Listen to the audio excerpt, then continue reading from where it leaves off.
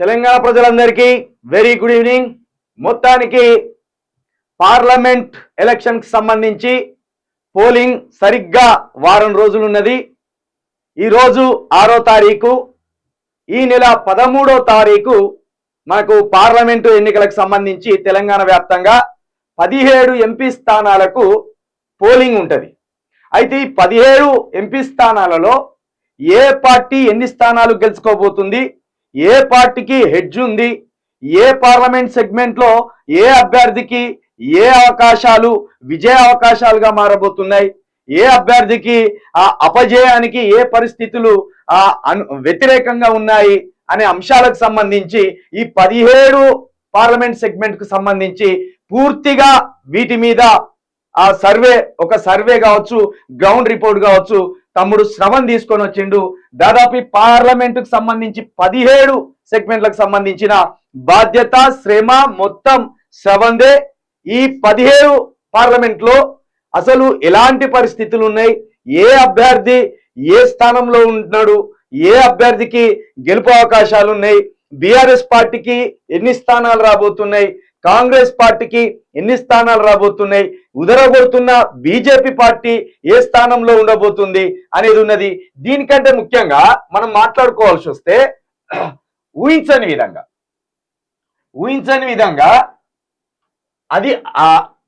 విధంగా 5 నెలలలో తెలంగాణకు సంబంధించి రాజకీయం పూర్తిగా మారిపోయింది. ఇది ఇక్కడ ఇంట్రెస్టింగ్ టాపిక్. మామూలుగా ఏదైతే అసెంబ్లీ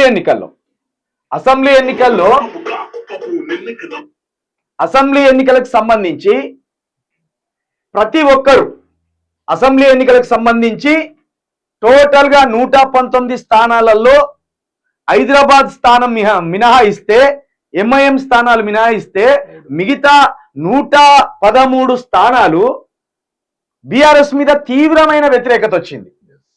బీఆర్ఎస్ ఎట్లా చేసి ఓడగొట్టాలి, అది సోషల్ మీడియా కావచ్చు, గ్రౌండ్ పరంగా కావచ్చు, 2 రకాలుగా అన్నిట్లో బీఆర్ఎస్ ను ఓడగొట్టాలని ప్రజల నుండి ఒక తీవ్రమైన వ్యతిరేకత గ్రామ స్థాయిలో ఆ నియోజకవర్గ స్థాయిలో వచ్చింది. అందుకే మీరు ఏ జిల్లాలో చూసినా మెజార్టీ స్థానాలు బీఆర్ఎస్ ఓడిపోయింది, మెజార్టీ స్థానాలు కాంగ్రెస్ గెలిచింది. కానీ పట్టణ ప్రాంతమైన నగరం నడి ఒడ్డైన హైదరాబాద్ లో మాత్రం బీఆర్ఎస్ కే ప్రజలు పట్టం కట్టింది. ఎందుకంటే ఇక్కడున్న పరిస్థితులు వేరే, ఇక్కడున్న ప్రజల ఆలోచన విధానం వేరే, పల్లెల్లో నియోజకవర్గాల్లో ప్రజల ఆలోచన విధానం కావచ్చు, వాళ్ళ స్థితిగతులు కావచ్చు, వాళ్ళు కోరుకున్నది కావచ్చు, కొంత వ్యత్యాసం ఉండే వరకు కేసీఆర్ కు దెబ్బేసింది. కానీ ఇక్కడ హైదరాబాద్ లో ఉన్న ప్రజలు మాత్రం ఇక్కడ అభివృద్ధికే పట్టం కట్టిండ్లు, ఇక్కడ శాంతి భద్రతలకే పట్టం కట్టిండ్లు, ఇక్కడ డెవలప్మెంట్ కే పట్టం కట్టిండ్లు, ఇక్కడ హైదరాబాద్ లో రౌడీజాన్ని కేసీఆర్ సమూలంగా నిర్మూలించిందనేది, శాంతి భద్రతలు భద్రంగా కాపాడిందనేది, హిందూ ముస్లిం క్రిస్టియన్ పార్సీ సిక్కు వీళ్ళందరినీ ఒక సమాన స్థాయిలో చూసిండు. ఎక్కడ కూడా ఏఆర్లలు కూడా 9.5 సంవత్సరాల్లో హైదరాబాద్ లో జరగకుండా కేసీఆర్ అద్భుతంగా పాలించిందనే ఆలోచనతోటి 23కి 23 స్థానాలు బీఆర్ఎస్ కే ఇచ్చింది. ఐటీ రంగం కావచ్చు, రియల్ ఎస్టేట్ వ్యాపారానికి సంబంధించిన రంగం కావచ్చు, కొత్త సంవత్సరం తేవడం కావచ్చు, ఎటు చూసుకున్నా హైదరాబాద్ అంటే వేసవి కాలం వస్తే నీళ్ల కొరత, కరెంటు కొరత తీవ్రంగా ఉండేది. ఈ రెండింటిని కేసీఆర్ అద్భుతంగా అధిగమించాడు. ఈ ఫ్యాక్టర్స్ ని పట్టుకొని హైదరాబాద్ కి సంబంధించిన స్థానాలన్నీ గంపగుత్తగా బీఆర్ఎస్ కే ఇచ్చింది ప్రజల అసెంబ్లీ స్థానాల్లో. కానీ గంపగుత్తగా కాంగ్రెస్ కు నియోజకవర్గాల్లో గ్రామీణ ప్రాంతాల్లో వాళ్ళు ఇచ్చేసింది. అయితే 5 నెలలు తిరిగే వరకు పల్లె నుండి పట్టణం వరకు మళ్ళా కేసీఆర్ కావాలి అనే కాడికి ఒక ఆలోచన అయితే ప్రజల్లో వచ్చింది. అయితే పల్లె నుండి పట్టణం వరకు మాకు ఇప్పుడు మళ్ళా పల్లె నుండి పట్టణం వరకు మళ్ళీ మాకు కేసీఆర్ కావాలనే ఒక ధోరణి కావచ్చు, ప్రజల్లో ఒక ఆలోచన కావచ్చు రావడానికి కారణం కాంగ్రెస్ పార్టీ వైఫల్యంగా కనబడుతుంది. 100%. రేవంత్ రెడ్డి నిజంగా కాంగ్రెస్ కు దొరికిన బాహుబలి ఏమో అనుకున్నారు అందరు. కాదు, అది బాహుబలి కాదు, ఏ బలి కాదు, అది కట్టప్ప. ఏది కాంగ్రెస్ పార్టీకి దొరికిన కట్టప్ప మాత్రమే రేవంత్ రెడ్డి అనేది ప్రజలు గుర్తించిండు.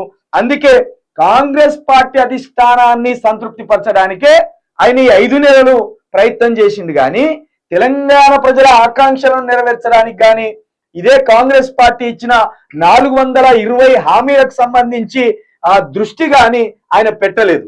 దీనికి సంబంధించి ప్రజల నుండి తీవ్రమైన వ్యతిరేకత వచ్చింది. చాలా. అందుకే ఆనాడు అసెంబ్లీ ఎన్నికల్లో 5 నెలల క్రితం ఉన్న మాటలు ఇప్పుడు ప్రజల్లో లేవు. అప్పుడు పగబట్టినట్టు, కక్ష పట్టినట్టు మార్పు కేసీఆర్ పోవాలి, మార్పు రావాలి.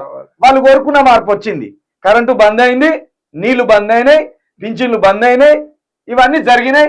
రైతు ఆత్మహత్యలు, నేతన్నల ఆత్మహత్యలు, డ్రైవర్ అన్నల ఆత్మహత్యలు ఇవి జరుగుతున్నాయి. అయితే ఇప్పుడు పార్లమెంటుకు సంబంధించి కొత్త నినాదం వచ్చింది.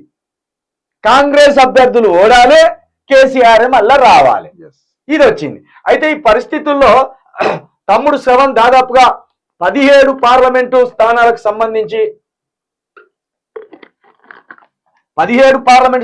సంబంధించి ఒక సంచలనాత్మకమైన రిపోర్ట్ అయితే తీసుకొచ్చిండు. ఆ సంచలనాత్మకమైన రిపోర్ట్ ఎట్లా ఉన్నది, విజయ అవకాశాలు ఎట్లున్నాయి, ఏ అభ్యర్థులు ఎక్కడ స్ట్రాంగ్ ఉన్నారు, ఏ అభ్యర్థులు ఎక్కడ వీక్ ఉన్నారు, వీక్ ఉన్న అభ్యర్థులకు మైనస్ పాయింట్లు ఏంది, స్ట్రాంగ్ ఉన్న అభ్యర్థుల ప్లస్ పాయింట్లు ఏంది, వీటికి సంబంధించి పూర్తిగా మనము